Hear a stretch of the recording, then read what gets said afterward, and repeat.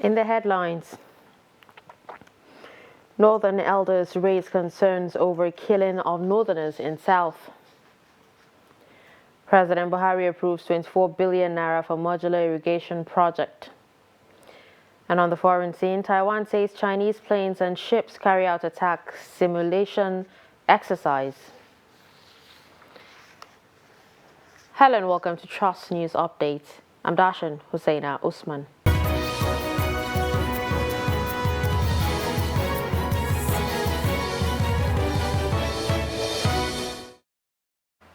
We begin with security, where gunmen on Friday night attacked Agwa Divisional Police Headquarters in Oguta local government area of Imo State, killing 4 policemen. The gunmen also razed part of the divisional property, including vehicles. Among the victims were 2 male officers and their 2 female colleagues. According to a source, one of the slain officers was only 2 weeks old in the force. The gunmen on the same night also invaded the house of a resident, identified only as Ejike, shot him and his wife before fleeing. Ejike died on the spot. Our correspondents gathered that the gunmen struck around 10 p.m. to 11 p.m. in a truck and 2 Sienna cars. The Northern Elders Forum has expressed concerns over rising cases of profiling and killing of Northerners in many parts of southern Nigeria, especially the southeast. The Director of Publicity and Advocacy of the NEF, Hakim Baba Ahmed, made the position of the forum known in a statement on Friday. The NEF stated the recent murder of Nigerians in Imo State, apparently on suspicion that they were Northerners, is one incident among many recent ones that involve harassment, illegal arrests, attacks and killings of Nigerians from the north. The forum called on government, communities and law enforcement agencies to protect Northerners living in the south. The Broadcasting Organization of Nigeria says that the National Broadcasting Commission had violated its own laid-down procedures when it sanctioned Trust TV and other pay TV platforms.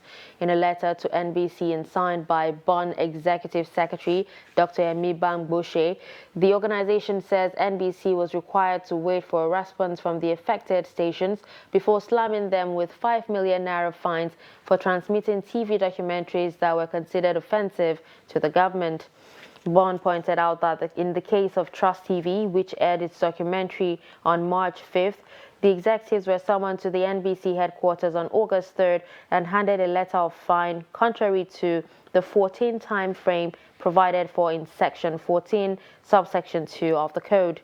Bond is therefore asking the regulator to withdraw the fines imposed and adopt a 2-layered disciplinary process on matters pertaining to the violation of the Code. The Northwest Zonal Vice Chairman of the All Progressives Congress, Salihu Lukman, says the party is putting modalities in place to reconcile its aggrieved members in the zone before the commencement of the campaign this year. Speaking after a meeting with APC State's chairman in the Northwest Zone in Kaduna, Lukman said although the reconciliatory drive is recording positive results, the party needs to push harder to achieve more. The report. According to Lukman, each of the states within the zone set up a reconciliation committee, adding that as leaders in the zone, they have visited all the states and will return to push to ensure that all aggrieved members are reconciled. So we are pleased to note that progress are being made in each of our states. In each of our states there are those reconciliation committees. And one of the decisions we took here is to try and go back and push the work of the reconciliation to conclude before the commencement of campaign on 28 September 2022. He explained that the party agreed for the committees to equally mobilize people who have registered to pick up their permanent voters' cards. While noting that the period the INEC earmarked for it has closed, we have also taken note of the fact that there are still many people who have registered and their voters card are ready with INEC yet to be collected. And we have agreed to get the chairman to go back and mobilize citizens in our states to ensure that those who have registered and their voters card are ready, ensure that they collect it. Lukman further mentioned that the zone recorded an impressive percentage of decampees from other parties back to the APC. Bello Musa, Trust TV News, Kaduna. There have been calls to scrap the compulsory one-year youth service due to hazards posed by insecurity to members of the National Youth Service Corps. But stakeholders are insisting that the scheme is very crucial in promoting unity and patriotism in line with upholding decorum in national discourse. Stakeholders rather want the scheme to be totally overhauled. The report. We are aware that the management of the NYSC has done tremendously well in securing of corps members during their service year. We must also admit that various security measures introduced over the years by the NYSC management have been noteworthy in the sense that incidences of threat to lives of corps members have reduced drastically compared to what was the case in the past years. Therefore, it remains an illusion on the part of the advocates for the scrapping of the NYSC, which in our opinion was brought about by pecuniary gains rather than the relevance of the issue at hand. Our support for the operation and reforms in the NYSC remains unflinching as worthy partners in progress. We believe that with the right incentives, the NYSC will remain that critical agency that will address the challenges experienced by youths in the country to transform their hopes and aspirations into tangible realities. You're watching Trust News Update. Coming up after the break. Young robotic engineer in the making. Do stay with us.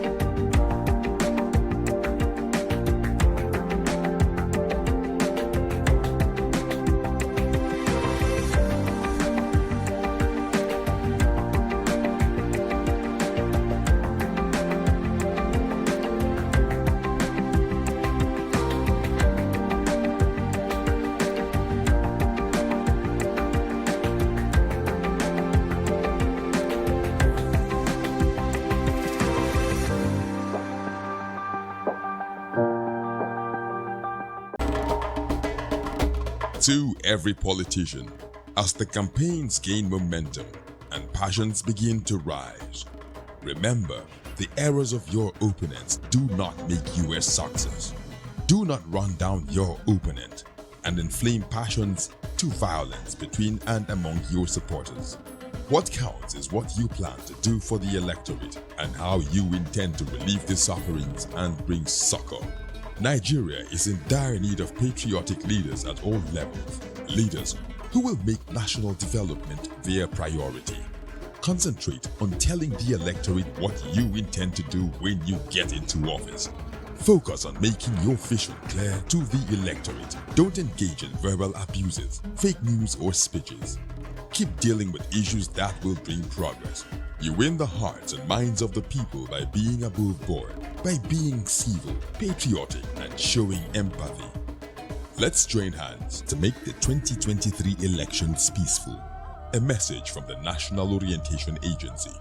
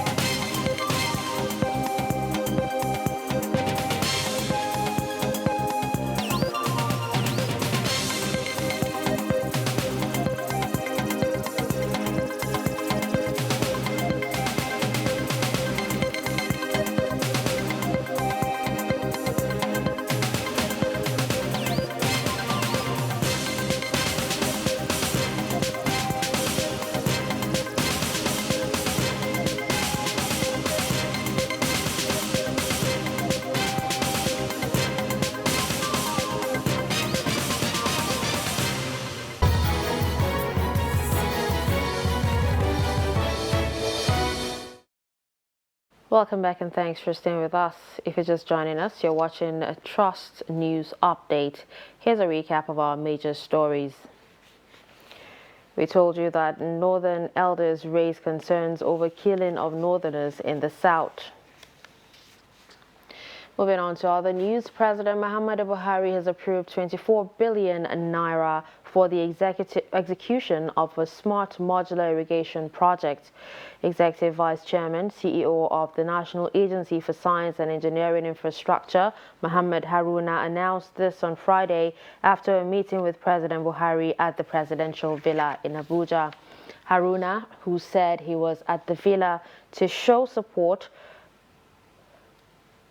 the financial details of the agency's operation to the president, stated that the modular irrigation project, whose fund was approved last week, will enhance agricultural development in the country and enable farmers to produce crops 3 times around the year. He said the president, who is the executive chairman of the agency, needed to be updated on the way the place has been run. It was approved by Mr. President in 2021 that Naseni should be receiving 1% of the Federation account, which is the statutory provision in the Establishment Act of Naseni. Now, Naseni has commenced receiving federal government component of the 1% of the Federation account. The budget of Naseni in 2022 is based on the estimated and expected 1% of federal government share of the Federation account, which is 54 billion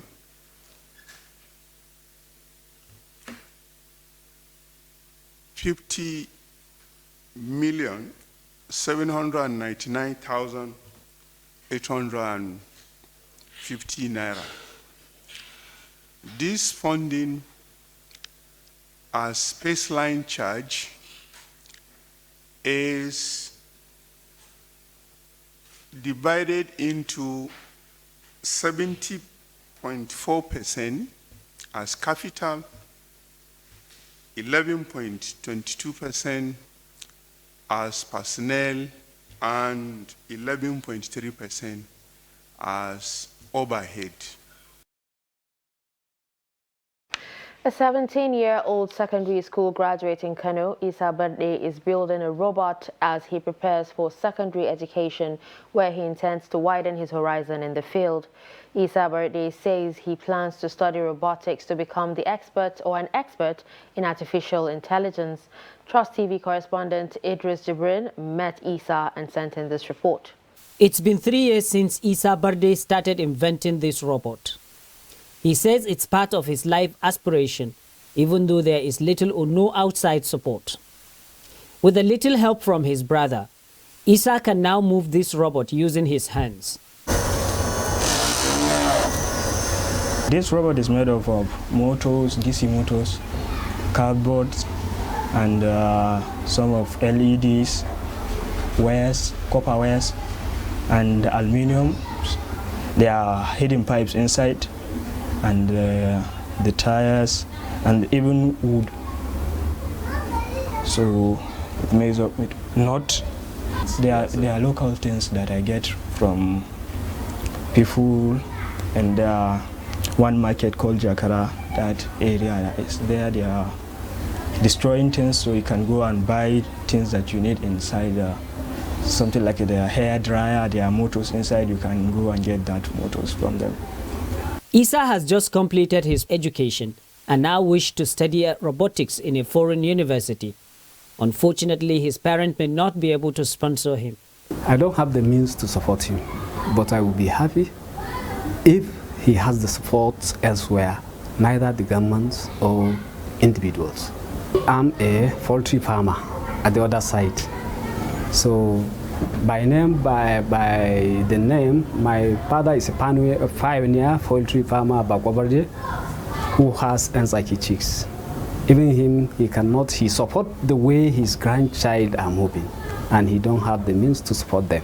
According to his father, Issa started showing interest in engineering at the age of 8, and that following a constant encouragement and support, he is gradually perfecting his dream. My interest in him, I want him to be someone very creative, that will, I want him firstly to be someone that will be somewhere one day.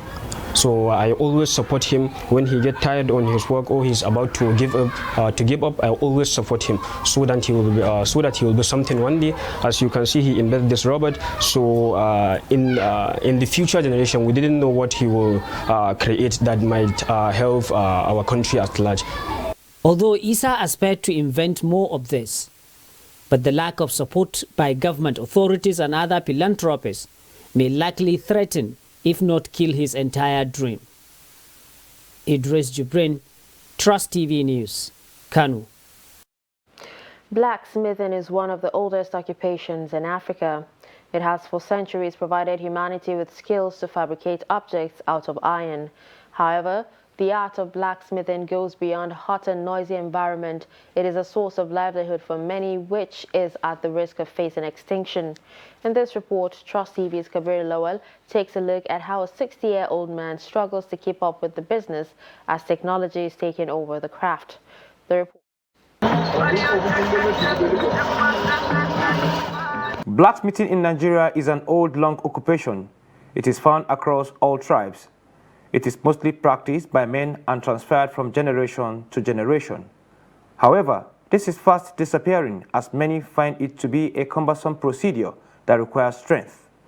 Yakubu Ibrahim, a 60-year-old blacksmith in Abuja, said he has been into the blacksmith business since 1986 when he started in Jos, Plateau State capital.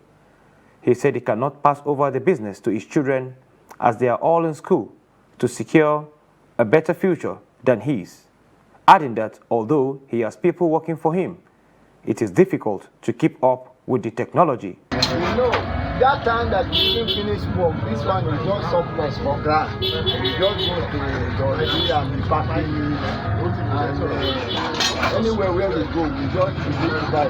Later we begin to buy it small. The aluminum said they don't even need printing out at that time. We started to do it like small because I did for penny. The blacksmith further added that the prices of raw materials needed to produce objects have skyrocketed, making the business to slow down. Federal government now, what they can do for us, like this one now, some other we have engine to do, but this one is a local one. You blow the fire and melt it. If you say the engine there now and the measurement there for grand, it will be easy for us. You can produce like 200, 1,000 a day. Because when the engine there, it's very easy to produce. If the government can help so that the engine can come out and other things can come out, the mold come out and the engine come out, or wherever they are, the engine there, we can process the engine so that the engine can make the work easy for us. Reports showed that blacksmithing is an emerging viable career path in the developed countries, capable of creating wealth and huge employment due to availability of raw materials and modernized tools. But in Nigeria, the story may be different as Yakubu is still using obsolete tools for production. Malam Yakubu Ibrahim therefore called on government to introduce policies that can assist in preserving the trade. In Abuja, Kabir Lawal, Trust TV News. In business, on Wednesday, the Organization of Petroleum Exporting Countries increased Nigeria's September quota by 100,000 barrels per day, bringing it up to 1.83 million barrels per day. Chamunda Beng in this report asks the question, can Nigeria meet up?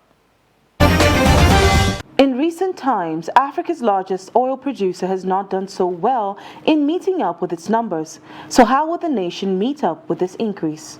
Energy crude oil expert Yabagi Sani gives his insights. The increase by OPEC is supposed to be a cheering news, for a country that is managing its resources well, but that cannot be said about Nigeria. the official information from government is that we are losing about $5-something billion every year. That is the official figure from 90, about 4-something 96. Every year we are reporting this. And very recently, information I think from official quarters also says that we lost 80% of our revenue to oil to crude oil theft. So the issue is not in any way cheering for an average Nigerian, for the contrary, because we are a basket case of a nation where thievery is the order of the day, especially in the oil and gas sector. The country has been patiently waiting for the completion of the Dangote refinery, which is said to possess the capacity to process about 650,000 barrels of crude oil per day. But there are fears that the new refinery will fall prey to oil theft, vandalism, insecurity, and policies that have hindered existing refineries from reaching their full potentials. If you remove those clauses, those constitutional provisions that are fueling corruption, then it will work. Because if you deregulate the sector, where then Mr. Dangote now will come and then, of course, buy his crude oil, market price, sell his petroleum products, market price, and your money will not be taken to pay Mr. Dangote. Care is not taken, they will even do more damage to you. They will steal more, because these are Nigerians like yourselves, and they'll feel comfortable talking to each other. You don't know what they are doing, because the company is there for profit making, isn't it? Unfortunately, this is a company that is also a Nigerian company, and we know what happens in Nigeria. They can tell you they are operating international best practice, yes, but I mean, it's okay. It's a good move. More people will be employed. That's for sure, because it's institutionalized in your constitution. Chamun Dabeng, Trust TV News, Abuja.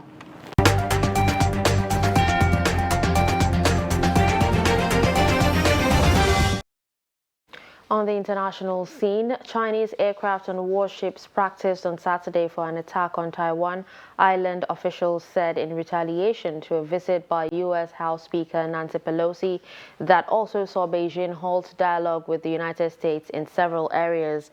Pelosi's brief, unannounced visit during the week to the self-ruled island claimed by China infuriated Beijing and has prompted unprecedented military drills that have included ballistic missiles fired over the capital, Taipei. On Saturday morning, Taiwan's defense ministry said multiple Chinese ships and planes conducted missions in the Taiwan Strait, with some crossing the median line, an unofficial buffer separating the two sides, movements that Taiwan's military believes were part of a simulation attack on the main Taiwan island. Taiwan's army broadcast a warning and deployed air reconnaissance patrol forces and ships to monitor, while putting shore-based missiles on standby. And finally, in sports, Nigeria's Odunayo Adekuroye has won gold in the women's 57 kg freestyle wrestling at the 2022 Commonwealth Games. Adekuroye, who defeated India's Anshu Malik 7-3 on Friday in Birmingham to help Nigeria to the gold medal, came under pressure but was equal to the challenge from the Indian. Earlier in the day, Tobi Amusan admitted she's exhausted after winning World 100-meter hurdles gold last month, but the Nigerian world record holder looked impressive on Friday as she cruised through to the Commonwealth Games final. Amusan began the defense of her crown by finishing top of the qualifying times in 12.40 seconds in windy conditions. The 25-year-old Nigerian, who sported the logo "No Plastic Waste" on her tracksuit, is the favorite, but there are a clutch of rivals who could trouble her. With this, we've come to the end of Trust News Update. Remember to follow us across all our social media platforms. I'm Darshan Hussaina Usman. Thanks for watching.